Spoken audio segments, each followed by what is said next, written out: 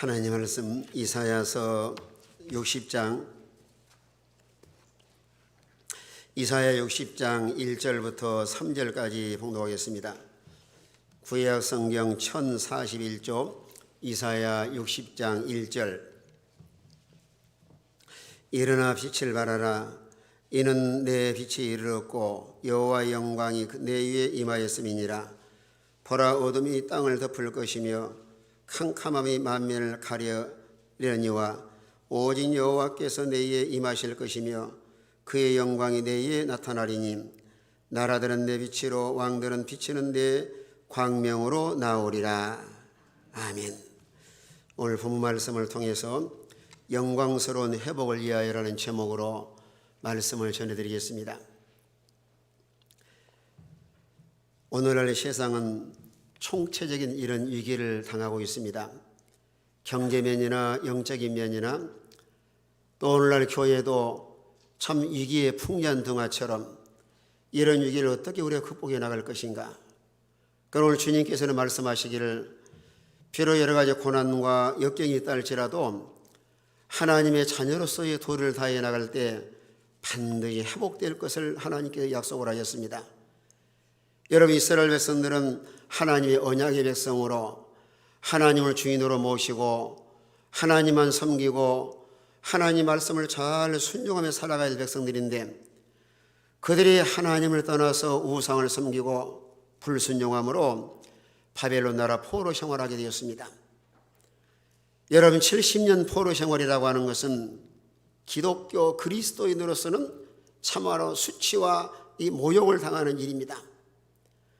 그러나 하나님께서 그들을 외면하지 아니하시고 역사적으로는 고레스 왕의 마음을 감동시켜서 백성들을 다 기환시켜가지고 무너진 성벽을 재건하고 그들의 신앙을 회복할 것을 친히 말씀을 하셨습니다. 오늘 신약시대에 와서는 우리의 모든 삶을 회복시킬 분은 예수 그리스도십니다.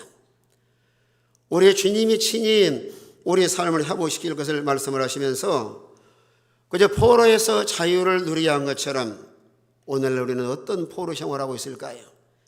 세상의 포로가 되어 세상에 종살이하고 마귀의 포로가 되어서 마귀의 종살이하고 오늘날 이 코로나라고 하는 바이러스 때문에 또 포로가 되어서 자유롭지 못하는 이런 우리가 모든 삶을 살아가고 있습니다. 이런 삶의 위기와 역경 가운데서 우리 하나님께서 우리에게 요구하시는 말씀은 뭘까요? 일어나라, 일어나라.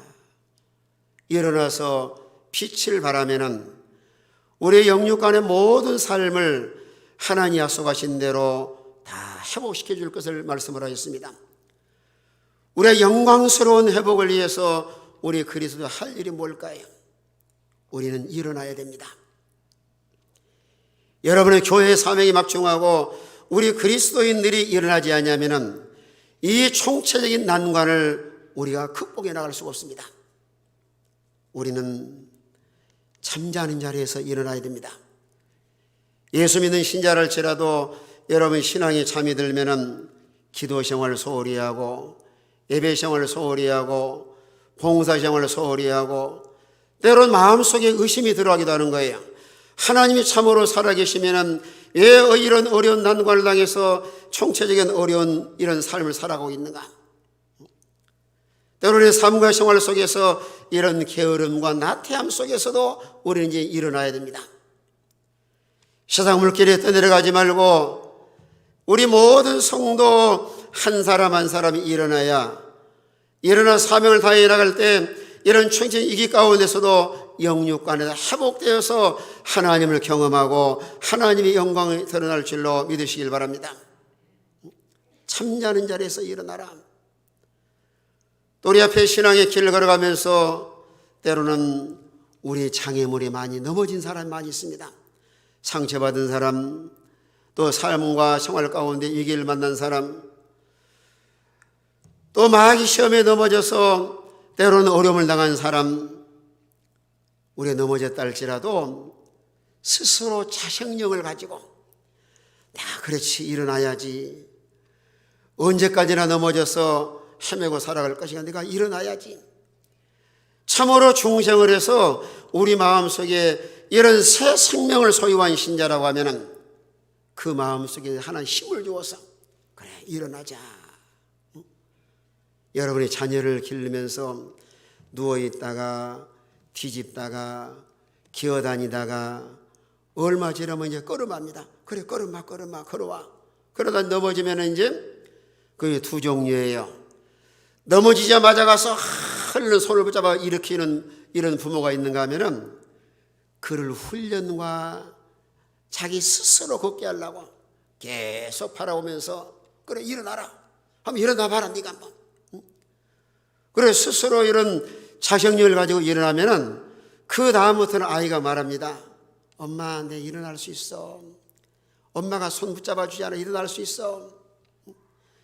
여러분의 신앙의 세계도 이제는 스스로가 자기가 일어날 줄도 알고 환경을 다스릴 줄도 알고 어떤 환경에 처했든지 본인이 힘을 써야 그 어려운 환경을 잘 극복하고 일어날 수가 있습니다. 언제까지나 사람만 의지하고 손만 벌리고 누가 나를 도와주지 않는가? 그러면은 그런 삶을 극복해 나갈 수가 없어요. 그래서 요한복음 5장에서도 38년 된 병자가 왜 38년이나 병든 가운데서 그런 어려움을 당했을까요? 베데스다라는 연못가가 있는데 천사가 내려와서 물이 동할 때마다 가장 먼저 들어간 사람이 나음을 고침을 받습니다. 그러나 38년 병자의 주님이 찾아오셔서 주님 말씀하시기를 내가 낫고자 하느냐. 그 말씀 속에는 너가 38년 동안이나 고통을 당하고 있지만 포기하지 말고 마음속에 낫고자 하는 마음을 가지라. 그러니까 38년 된 병자가 뭐라 그래요? 물이 동할 때 먼저 내려간 사람이 다 고침을 받았는데 나를 못에 넣어줄 사람이 없습니다.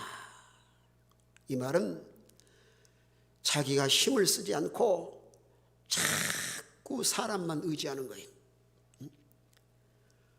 얼마든지 주어진 환경 속에서 내가 할 몫이 있는데 힘을 써야 하나님께서 힘을 주어서 그저 베데스다에 들어가 고침받을 수가 있는데 자기는 힘을 쓰지 않냐고 나를 못에 넣어줄 사람이 없습니다.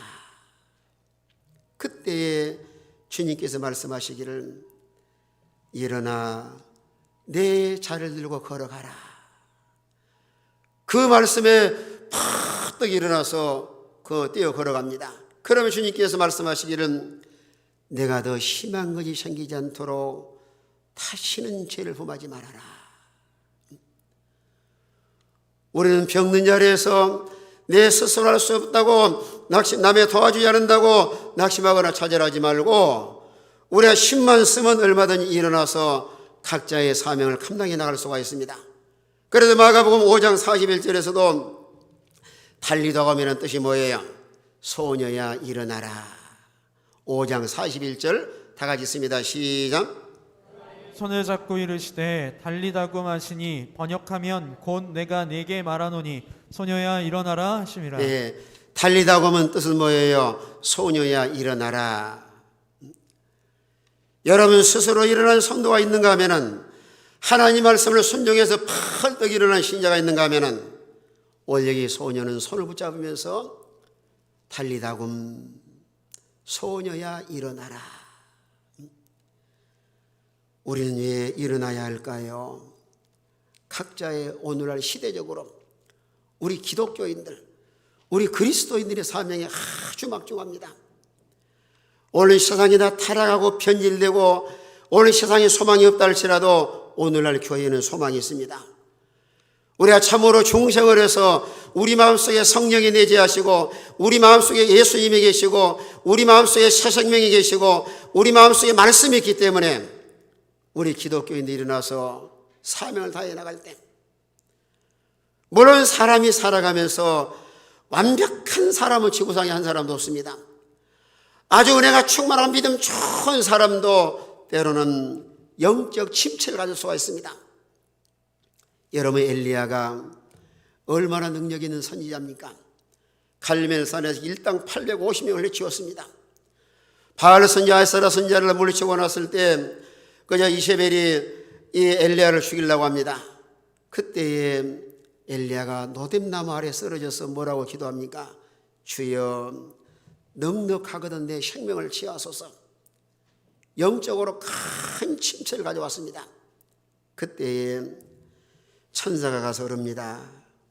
얼어맞으면서 일어나서 먹어라. 또 근데 주님 말씀하시기를 왜 어찌하여 여기 있느냐. 엘리야가 엄청난 귀한 사명을 가지고 하나님이 북쪽 이스라엘 나라가 극도로 교회가 타락해서 변질되고 타락하고 하나님의 진노가 임할 수밖에 없는 그런 위기를 만났는데 엘리야는 노뎀나무에 쓰러져 있는 거예요. 그래서 주님께서 말씀하셔요. 어찌하여 여기 있느냐. 여기가 내가 있어야 할 곳이 아니지 않느냐. 이런 사명을 위해서 우리 하나님이 일어나라고 말씀을 하시고 그때에 엘리야가 하나님께서 천사를 통해 갖다 준 그저 떡과 물을 마시고 40주야를 이르러서 그저 하나님의 사명을 감당해 나가는데 오늘 시대적으로 기독교들은 지금 잘다가 깰 때가 되었어요. 그래서 로마서 13장 11절에도 또한 너희가 이르시기를 알거니와 자다가 깰 때가 벌써 되었다. 13장 11절 다 같이 있습니다. 다 같은 목소리로 시작. 또한 너희가 이 시기를 알거니와 자대가 깰 때가 벌써 되었으니 이는 이제 우리의 구원이 처음 믿을 때보다 가까웠습니다. 따라합시다. 자다가 깰 때가 벌써 되었다. 여러분 들여보세요. 이제 경칩이 지나고 따스한 봄이 다가오고 있습니다. 그래 농사짓기에 농부들은 다 아침부터 일찍 일어나서서 들어가서 땅을 파고 농사지은 준비합니다. 겨울에 잠드셨다고 하면 이제는 깨어나셔야 됩니다. 우리 신앙이 깨어나서 처음 사랑, 처음 믿음, 참으로 주님을 사랑하고 교회 가서 예배드리고 하나님께 기도하고 하나님 봉사 충성하고 하나님을 그리워하고 하나님을 사랑했던 것 처음 믿음. 그만 주무시고 이제는 일어나셔야죠. 왜 하나님께서 오늘날 우리가 자다가 깨어서 일어나라고 하셨는가? 본문에 말씀을 합니다. 일어나라, 빛을 발하라. 이게 오늘 시대적인 사명이에요. 오늘 여러분 세상은 점점 어두워져가고 있습니다. 믿음의 눈을 뜨고 한번 보세요. 얼마나 세상이 캄캄한 세상인가.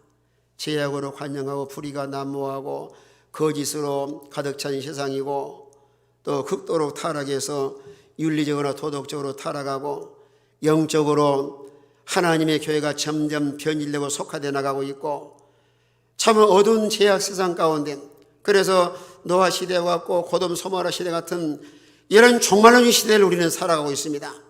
이때 우리 주님께서도 그저 빛으로 세상에 오셔서 병든 자를 고치시고 귀신을 쫓아내고 죽은 자를 살리시고 유리방하는 양떼들을 진리 가운데로 인도하시고 하나님의 택한 백성들을 우리 주님이 땅에 구원하러 오시는데 오늘 주님만이 치유자시요 우리의 구원자십니다.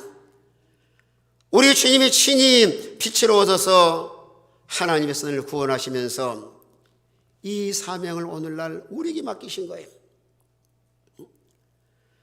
참으로 중생을 해서 우리 마음속에 예수님이 계신다고 하면은 이제는 복음의 빛의 사명을 잘 감당해 나가야 됩니다. 우리의 삶의 현장에 돌아가서도 유리방황하는 양떼들을 하나님께로 인도하고 마귀에 눌린 사람을 마귀를 추방시켜서 자유하게 하고 또 영적으로 구원받지 못한 신자들을 구원해서 생명을 소유하게 하시고 그리고 오늘 그리스도인들은 빛의 자녀들입니다. 우리 마음속에 빛된 예수를 모시고 살기 때문에 우리는 마귀의 자녀가 아니요 이제는 빛의 자녀가 되어서 하나님의 자녀로서 빛의 자녀로서 할 사명이 무엇인가? 에베소서 5장에서 말씀합니다. 빛의 자녀들처럼 착함과 의로움과 진실하게 살아라. 온 세상이 악이 가득한 날지라도 우리 하나님의 자녀요, 천국의 시민권자요, 또 빛의 자녀이기 때문에 수많은 사람이 불의하고 악을 행한다 할지라도 우리는 선한 일에 열심을 내는 친백성들에게 살아가야 됩니다. 우리는 생각해 봐야 됩니다. 나는 마귀의 자녀인가 하나님의 자녀인가? 나는 빛의 자녀인가 어둠의 자녀인가? 참으로 중생한 사람은 다 빛의 자녀입니다. 오늘 수많은 사람이 불의를 행하고 악을 행한다 할지라도 우리는 다 선한 일에 열심을 내도록, 또 뿐만 아니라 착함과 의로움과, 오늘 사람들은 다 자기 욕심과 자기 유익을 위해서 악을 행하고 불의를 행하고 오늘 세상은 불의가 난무할 뿐만 아니라 죄악으로 관영한 세상 속에 살아가는데, 이런 삶과 생활 속에서도 하나님의 자녀라고 하는, 빛의 자녀라고 하는 이런 정체성을 잃어버리지 말고, 그래 너는 착하게 살아야지. 수많은 사람이 불의한 길을 걸어간다 할지라도 나는 의를 양보하지 않아야지. 여러분, 에레미야 5장 1절에 말씀한 것처럼 에레미야 시대도 하나님의 진노가 임할 수밖에 없었는데, 그때 주님께서 뭐라고 말씀하셔요? 공의를 행하고 진리를 구하는 한 사람만 있어도 내가 이 성을 사하리라. 하나님이 진노할 수밖에 없는, 이런 심판받을 수밖에 없는 이런 삶과 생활 가운데 살아간다 할지라도 우리 그리스도인들의 한 사람 한 사람이 참으로 빛의 자녀로서 불의와 타협하지 않고 하나님의 공의와 이런 진리를 구하는 한 사람만 있다 할지라도 내가 이 성을 사하겠다 말씀을 하였습니다. 우리는 불의와 타협하지 말고 의의 길을 걸어갈 만 아니라 하나님의 자녀로서, 하나님 예수 믿는 신자로서, 하늘나라의 시민권을 소유한 사람으로서 우리의 삶과 생활 속에서도 항상 진실하게 살아갈 수 있도록. 요즘에 이제 여러분 뉴스 보면은 늘 아시겠지만 얼마나 가짜 뉴스가 많아요. 세상은 마귀가 지배해서 거짓으로 가득 찬 세상 속에 살아가고 있습니다. 우리는 하나님의 자녀요, 중생한 사람이요, 우리 마음속에 예수님이 계시고 빛의 자녀로서 항상 진실하게 살아갈 수 있도록 여러분이 생각해 봅니다. 참으로 양심을 따라 사는 신자가 얼마나 있는가. 그래서 바울도 디모데에게 편지하기를, 디모데야 믿음과 착한 양심을 가지라. 어떤 이는 이를 버렸으므로 믿음에서 파산하였느니라. 우리의 양심을 소홀히 하지 말고, 양심을 속이지도 말고, 양심에 화인 맞은 사람은 자기가 많이 잘못하면서도 전혀 가책을 못 느낍니다. 우리 마지막 시대를 살아가면서 계시록 17장 14절에 말씀한 것처럼 진실한 자는 최후의 하나님의 도우심으로 승리할 수가 있습니다. 우리가 양심을 써서 하나님의 자녀로서 이런 진실하게 살아야 하나님의 도우심으로 승리하고, 오늘 세상 가운데서도 하나님의 자녀요, 빛의 자녀요, 이 종말론의 시대를 살아가면서 그리스도인의 정체성을 잘 회복을 해서 빛의 사명을 감당해 나갈 때 하나님 영광을 받으시고 하나님이 진노를 풀어드리고 우리 모든 삶과 생활 가운데 하나님의 은혜와 복이 임할 줄로 믿으시길 바랍니다. 그래서 예수님께서도 마태복음 5장에 뭐라고 말씀하셨어요? 너희는 세상의 소금이요 빛이다. 우리 그리스도인들은 그 등불을 켜서 말 속에 가두지 말고 등경위에 두어서 가족에게도 세상에도 사방에 다 비춤으로 인해서 무엇을 다 몰아내야 돼요? 어둠을 몰아내야 됩니다. 여러분, 어둠과 빛은 서로 공존할 수가 없습니다. 여러분, 캄캄한 밤에 스위치를 딱 누르는 순간에, 불이 딱 켜지는 순간에 어둠은 다 물러갑니다. 그래서 마지막 시대를 살아가면서 우리 그리스도인의 사명이 아주 막중합니다. 오늘 보세요. 교회도 많고 신자도 많은데 왜 이렇게 세상은 어두워갈까요? 우리가 다 사명을 다 못해서 그럽니다. 여러분의 가정에서도 빛을 비추면 어둠이 다 물러가고, 여러분의 생활의 현장에 돌아가서도 그리스도인으로서 빛을 비추면 어둠이 발을 붙일 곳이 없습니다. 우리가 다 신앙에 잠이 들고 여러 빛의 사명을 다 감당하지 못함으로 인하여 오늘 세상은 점점 어두워지고 캄캄한 세상 속에 살아가고 있는데, 우리 모든 성도가 다 생활의 현장에 돌아가서도 빛의 사명을 감당해 나가야 어둠이 발을 붙이지 못하는 거예요. 한 사람 한 사람이 얼마나 소중합니까? 그래서 오늘 이사야 선지자를 통해서도 일어나라 빛을 발하라, 이런 내 빛이 이르렀고 여호와의 영광이 내 임에 임하였음이니라. 이제는 때가 됐다는 거예요. 빛이 임하고 영광이 내 임하였고 여호와께서 내 임하실 것이라. 구원과 회복이 시작되었으므로 이 사명을 다하라는 거예요. 그래 바벨론 포로 생활 70년은 이스라엘 백성들에게는 참으로 수치와 수모를 당하는 기간입니다. 어떻게 하나님의 자녀가 예배에 자유하지도 못하고 신앙에 자유하지도 못하고 하나님 마음껏 찬송하거나 기도하지도 못하는 그런 얼마나 초라한 인생을 살았어요. 오늘날도 마찬가지입니다.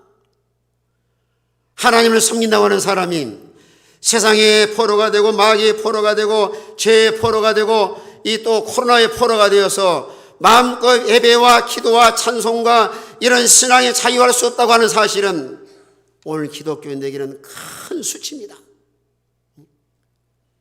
이런 모습을 보시고 우리 주님께서 빛으로 오셔서 어둠을 다 몰아내고 우리의 참 신앙의 자유와 이런 영적 자유를 주시려고 죄에 포로된 사람, 사망에 포로된 사람, 마귀에 포로된 사람, 세상에 포로된 사람에게 이런 참된 자유를 주시기 위해서 우리 주님께서 말씀하시기를 이제 빛이 이르렀다.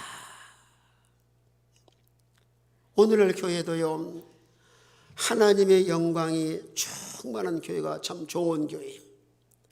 하나님 임재하시고 하나님 함께 하시고 하나님의 영광으로 충만한 교회, 하나님이 떠나가지 아니하시고 우리 삶과 생활 가운데 늘 통고동락 통행하는 교회. 그럼 이런 우리 주님이 임재하시고 같이 하기 위해서는 어떻게 하셔야 되는가? 빛의 사명을 잘 감당해 나가야 됩니다. 그래 우리 예수님이 십자가에 죽으시고 부활하시고 마지막 승천하기 전에 유언하신 말씀이 뭐예요? 마태복음 28장 20절입니다. 너는 가서 모든 족속으로 제자를 삼아 아버지와 아들과 성령의 이름으로 세례를 주고 내가 분부한 것을 가르쳐 지키게 하라. 그러면 세상 끝날까지 내가 너와 함께 할 것이다. 20절 다 같이 있습니다. 20절 다 같은 목소리로 다 같이 있습니다. 시작. 내가 너희에게 분부한 모든 것을 가르쳐 지키게 하라. 볼지어다 내가 세상 끝날까지 너희와 항상 함께 있으리라 하시니라. 이런 종말의 시대를 살아가면서 하나님께서 명령하신 가서 모든 족속으로 제자를 삼아 아버지와 아들과 성령의 이름으로 세례를 주고 내가 분부한 것을 가르쳐 지키게 하라. 그러면 세상 끝날까지 여호와의 영광이 함께 하실 것이다. 우리가 알고만 있으면 안 됩니다. 가르쳐서 지키게 하라. 생활에 적용을 하고 실천을 하고. 올 마지막 시대에 지금은 추수할 때입니다. 이는 하나님께서 마지막에 다 되어서 추수하시는 시대가 되는데 알곡은 단을 묶으셔요. 알곡 신자와 쭉정이와. 그래서 알곡은 단 하나씩 단을 묶어 가지고 천국 창고에 차곡차곡 저장을 하시고 쭉정이는 불에다 태워버립니다. 마태복음 3장 12절에 보니까 손에 키를 들고 자기 타작마당을 그저 타작하는데, 자 3장 12절 다 같이 있습니다. 다 같은 목소리로 시작. 손에 키를 들고 자기의 타작마당을 정하게 하사 알곡은 모아 곳간에 들이고 쭉정이는 꺼지지 않는 불에 태우시리라. 여러분 시골에서 농사를 지어오신 분은 이 말이 금방 이해가 될 거예요. 지금은 다 기계화돼 가지고 그냥 콤바인이 지나가면은 딱 알곡만 취소하는데, 과거에는 손노비에서 막 발로 밟아서 그냥 이렇게 수동으로 해서 하면은, 나중에는 이제 알곡은 알곡대로 떨어지만 쭉저기는 함이 쌓이잖아요. 그럼 나중에 이제 불을 질러서 태우는 거예요. 오늘 이 시대도요, 하나님께서 지금 알곡과 쭉정이를 다 분리하고 계셔요. 양과 염소, 알곡과 쭉정이, 하늘에 속한 사람, 땅에 속한 사람, 천국의 시민권 사람, 또 지옥 갈 사람. 그러나 이런 말씀을 우리 생활에 적용을 해서 나는 알곡인가 쭉정인가? 우리 모든 손으로 생각을 해봐야 됩니다. 나는 알곡인가 쭉정인가? 평상시에는 잘 모르는데 퀴즈를 해봐야 알 수 있는 거예요. 퀴즈라면은 무엇은 날아가고 무엇은 들어와요. 쭉정이는 날아가고 알곡은 안으로 들어옵니다. 여러분, 신앙의 세계라고 하는 것은 몸만 왔다 갔다 한다 해서 알곡이 아니고, 모든 환경을 초월해서 비바람이 불고 환란이 오고 삶의 어떤 엄동설함과 어떤 환경이 있다 할지라도 고난과 환란 가운데서도 알곡 신자는 다 주님을 바짝 다가가서 주님 손을 붙잡고 어쩌든지 주님 의지하고 믿음으로 살아가는데, 그러나 쭉정이는 환란과 시험이 오면 날아가 버립니다. 불면은 다 날아가요. 그래서 참된 신앙과 알곡 신자는 환란과 시험이 올 때 다 드러납니다. 이 작년부터 금년까지 지금 1년 이상으로 코로나 때문에 전체가 어려움을 나가는데, 이 코로나를 통해서 보면은 신자들을 다 분리를 하세요. 공부를 잘하는 학생은요, 코로나 학교를 안 가도 팝니다. 막 엄청나게 파서 실력을 길러요. 그래서 한 1년 동안 학생들도 갭이 많이 져버렸어요. 공부 잘하는 학생들은 성적이 월등히 뛰어나지만 학교 가기 싫고 공부하기 싫은 학생들은 아주 바닥을 치고 있습니다. 너무 차이가 많이 나는 거예요. 여러분, 신앙의 세계도 그래요. 코로나 아니라 코로나 할아버지가 와도 참 신자는 막 기도하면서 말씀 묵상하고 성경 읽고 하나님께 더 매달려서 믿음으로 살려고 애를 쓰는데, 쭉정이 신자는 참 교회 가기 싫었는데 참 잘됐다. 너 뉴스 나오면서 에이, 그저 교회 많이 모이지 못하게 하는데 이럴 때 그냥 핑계대고 그냥 집에서 낮잠이나 자고 너무 잘됐다. 할렐루야예요. 할렐루야. 그러나 참 알곡 신자는 그렇지 않아요. 다 힘을 써서 매달려 기도하고 내 신앙이 약해지지 않도록 자기 관리를 잘해서 이런 환난과 시험 가운데서 다 믿음이 성장한 사람이 있는가 하면은, 여러분, 신앙이 바닥을 치는 사람도 있어요. 쭉정이 신자, 쭉정이. 오늘 하나님께서 우리에게 친히 말씀을 하시는 거예요. 지금은 추수할 때다. 요한복음 4장에서도 쉬어져 추수하게 되는데 거두는 자가 싹도 받고 또 영생이 있는 열매를 거두나니 뿌리는 자와 거두는 자가 함께 즐거워할 것이다. 함께. 우리의 영광스러운 회복을 위해서 일어나 빛을 발하고 또 이 사명을 다해 나갈 뿐만 아니라 하나님의 이 말씀을 잘 순종해 나갈 때 여호와의 영광이 임할 것이다. 하나님의 임재를 경험하고 하나님의 살아계심을 체험하고, 우리 한 사람 한 사람이 이런 신앙이 회복이 되어서 하나님의 살아계심을 경험하고 나갈 때, 이런 신앙이 회복되었을 때 하나님께서 영적인 면이나 신앙적인 면이나 경제적인 면이나 하나님께서 다 회복될 것을 말씀을 하셨습니다. 그래서 제목이 영광스러운 회복이에요. 일어나 빛을 발하고 빛의 사명을 다해 나갈 때 오늘 3절 4절에서는 열방과 열왕이 돌아올 것이다. 나라들은 내 빛으로 왕들은 비치는 내 광명으로 나오리라. 내 눈을 들어 사방을 보라. 무리가 다 모여 내게로 오느니라. 내 아들들은 먼 곳에 오겠고 내 딸들은 안겨 올 것이다.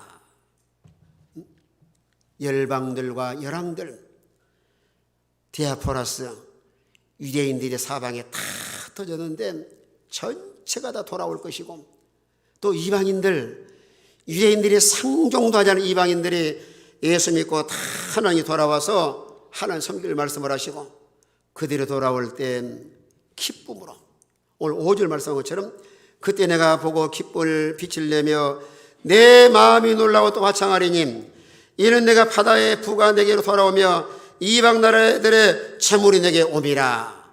얼마나 기쁘겠어요. 흩어졌던 유대인들이 돌아오고 70년 포로 생활하다가 할렐루야 자유다, 해방이다, 이제는 참 자유를 누리면서 하나님 나가서 마음껏 찬송하고 마음껏 하나님께 예배하고 마음껏 하나님을 섬기게 되겠다. 그런 기쁨의 소망을 가지고 기쁨의 최고의 절정을 이루면서 기쁨으로 돌아옵니다. 오늘 우리에게는 기쁨을 잃어버렸어요. 너무 세상에 살다 보니까 기쁨은커녕 도리어 마음속에 불안과 초조와 염려와 근심과 걱정과 기침만 해도 아이고 내가 또 코로나에 감염되지 않아 두려워하기도 하고, 그래 우리 하나님이 돌아와서 이런 하나님의 은혜가 임한다고 하면은 우리의 삶과 생활 가운데 하나님의 넘치는 기쁨과 평강이 넘칠 줄로 믿으시길 바랍니다. 여러분 시편 51편에 오면은 다윗도 많은 고난과 역경을 겪다 보니까 기쁨을 다 잃어버렸어요. 그때 하나님 기도합니다. 여호와여 구원의 즐거움을 회복시켜 주시옵소서. 참으로 중생을 체험하고 하나님의 자녀요 천국의 시민권자라고 하는 이런 은혜 속에 살 때는 얼마나 기쁨이 충만했어요. 나는 오늘 죽어도 천국에 간다. 나는 오늘 죽어도 하나님의 자녀로서 하늘나라 가서 영원히 영생을 누릴 것이다. 이런 산 소망 가운데 기쁨으로 살았는데 오늘 세상에 이 모양 저 모양 상처받고 고난길을 걸어가다 보니까 이런 기쁨을 다 잃어버렸어요. 기쁨을 회복하시길 바랍니다. 마음속에 불안, 염려, 근심이나 걱정 다 쫓아버리셔야 우리가 주님 안에서 평안함을 누리고 주님 안에서 기쁨을 누리고 주님 안에서 산 소망 가운데 살아갈 수 있는 이런 복 있는 성도가 되시길 바랍니다. 영적으로 회복될 뿐만 아니라 채물로도 이방인들이 채물을 가지고 돌아오고 또 7절, 8절, 9절까지 오면은 은과 금을 가지고 돌아오고, 이건 뭘 말하자면은 빛의 사명을 다해 나갈 때 하나님께서 필요한 것을 다 채워주시겠다는 거예요. 천지 만물이 하나님의 것이고 학계에서 2장 8절에서는 은도 내 것이요 금도 내 것이다. 천지 만물의 주님이 하나님의 것이고 하나님께 아버지께서 우리 모든 삶과 생활의 영역에 필요할 때마다 하나님께서 착 채워주시는 거예요. 열왕기상 17장에 보시면 하나님께서 엘리야에게 그래 시내가로 가거라. 아합 시대에 3년 6개월 동안 비가 오지 않아 흉년 들었습니다. 그래 엘리야는 하나님 말씀을 순종해서 그리 시내가에 가니까 하나님이 까마귀를 불러가지고 물과 고기를 늘 물어다가 먹게 살게 합니다. 더 흉년이 심해서 다시 감당할 수 없는데 그 다음에 또 하나님께서 뭐라 그래요? 사르밧 과부 집으로 가거라. 그래 엘리야가 사르밧 과부 집으로 갑니다. 가서 과부를 만나요. 가자마자 뭐라 해요? 나에게 물 좀 달라. 물 좀 달라. 아니 세상에 물 한 방울이면 시대에 물 달라는 사람이 어디가 있어요? 과간이 또 물 좀 달라는 것이 아니고 또 그 사르밧 과부에게 뭐라 그래요? 응? 나에게 좀 떡 좀 달라. 그래 사르밧 과부가 뭐라 그럽니까? 예, 떡은 없습니다. 그러나 가루통에 가루 한 움큼 있는데 내 아들과 나뭇가지 주워다가 떡에 먹고 떡에 먹고 빚어 먹고 이제 더 이상 양식이 없어서 먹고 죽으려고 합니다. 그때 엘리야가 그래요. 먼저 그걸 주님을 위해서 나에게 떡을 만들어 가져와라. 저는 그 말씀을 가만히 보면서 저는 양심적으로 절대로 내가 굶어 죽어도 떡 달라고 못하겠어요. 흉년 들어서 지금 이제 사르밧 과부가 가루통에 가루 한 움큼 있는데 그거 먹고 죽으려고 그러는 거예요. 이런 말을 뭐라 그래요? 벼룩에 뭘 내먹는다래요? 간을 내먹지. 이 세상에 가루통에 가루 한 움큼 있는데 그걸 달라고 하는 그런 엘리야가 어디가 있어요? 저는 그 말 말씀할 때마다 나 도저히 못하겠더라고요. 그런데 거기 의미가 있어요. 네가 어렵지. 그러나 너 죽지 않아. 네가 먼저 할 일을 하면은 하나님께서 다 채워주실 거야. 엘리야는 기도의 사람이고 믿음의 사람인데 어떻게 사르밧 과부의 그 벼룩에 간을 내먹겠어요? 멀리 본 거예요. 멀리요. 힘들고 어려울수록 하나님께 먼저 할 일을 하면은 하나님이 채워주실 것이다. 그래 멀리 볼 줄 아는 거예요. 그래서 사르밧 과부는 복을 받으려고 아이고 어떤 사람이 와가지고 지금 물 한 방울 달라 그러더니 지금 먹을 것도 굶어 죽을 판인데 뭘 해달라고 하는가? 쌓아붙이고 안 해줬으면 굶어 죽어요.